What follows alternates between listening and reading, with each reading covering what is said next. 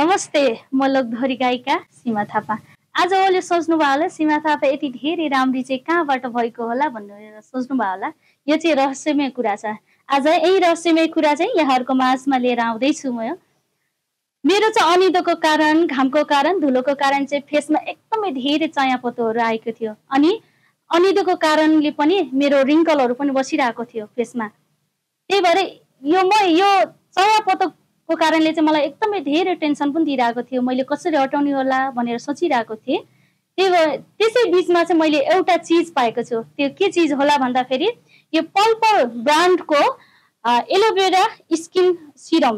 यो युज गर्न साथ चाहिँ मेरो फेसमा एकदमै धेरै चमक, ग्लो हैन। अनि म तपाईँले देख्नु भएको छ म पक्कै पनि सुन्दरी देखेको छु। यो सुन्दरी भएको यो जादु नै यसैको कारण हो। त्यसैले मैले त युज गरेर यहाँहरूको माझमा रिजल्ट ल्याइसकेको छु। एकचोटि हजुरहरू पनि यसलाई युज गरेर हेर्नु होला। तपाईँको फेसमा आएको चायापोतो चाहिँ पक्कै पनि हट्नेछ। एकचोटि युज गर्न चाहिँ नबिर्सिनु है।